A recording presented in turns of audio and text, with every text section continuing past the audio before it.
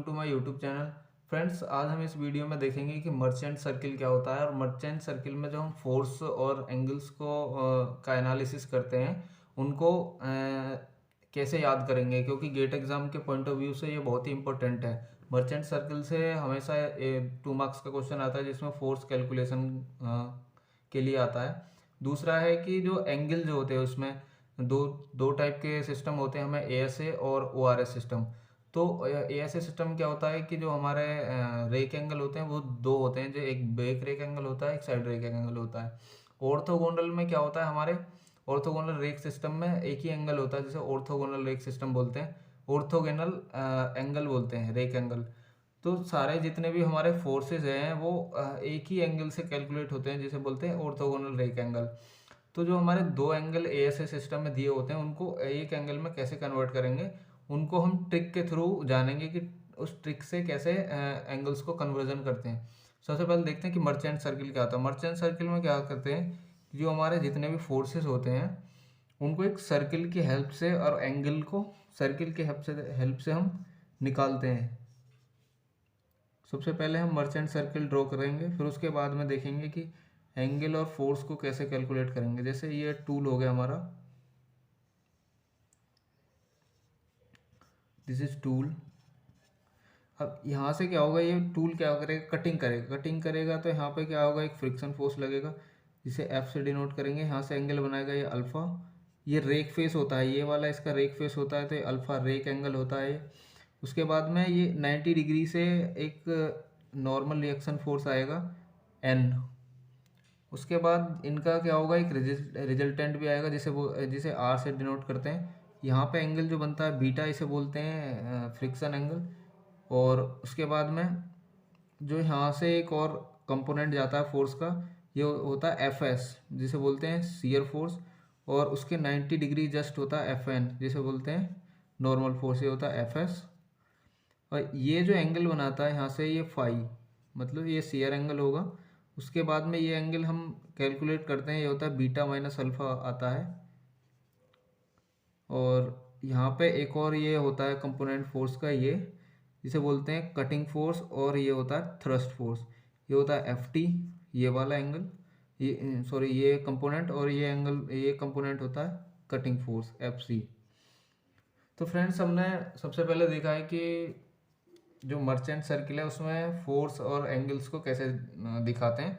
अब देखते हैं कि हम इसमें जो फोर्स हैं, कटिंग फोर्स और thrust force, shear force, normal force and friction force, इनका फॉर्मूला जो होते हैं वो थोड़े लेंथी होते हैं याद करने के लिए। तो हम उनको एक ट्रिक से याद करेंगे कि हमारे पास एक सिंपल सी ट्रिक है, उससे याद करेंगे हम मैट्रिक्स फॉर्म बना के, तब उनको याद करते हैं। जैसे कि मैट्रिक्स में सबसे पहले हमने लिखा शियर, ये फ्रिक्शन फोर्स एफ निकालना है और एन निकालना है नॉर्मल फोर्स।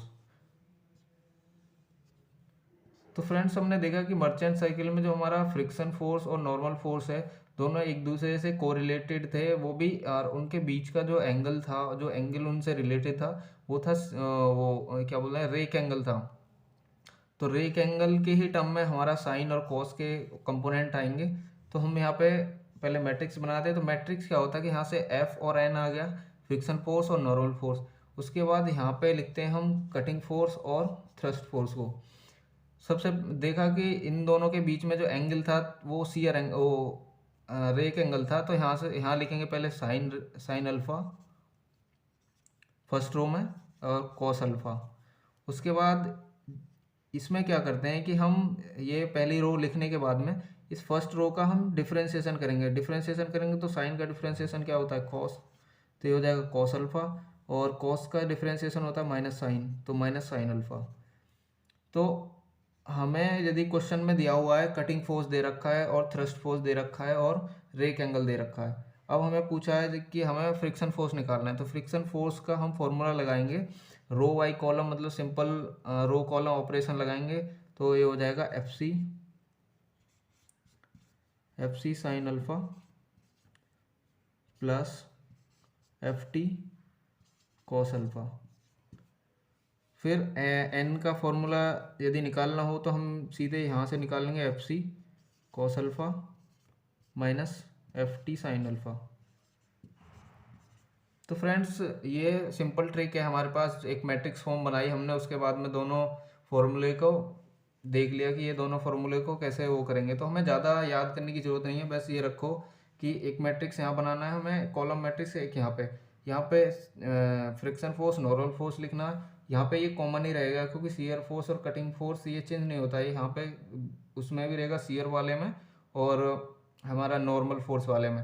तो यहाँ कटिंग फोर्स और थ्रस्ट फोर्स लिख दिया, उसके बाद में ये दोनों लिखे, उसका डिफ्रेंशिएशन कर दिया। अब देखते हैं कि जो हमारा शियर फोर्स होता है और नॉर्मल फोर्स, उनको कैसे याद करेंगे, उनका फॉर्मूला।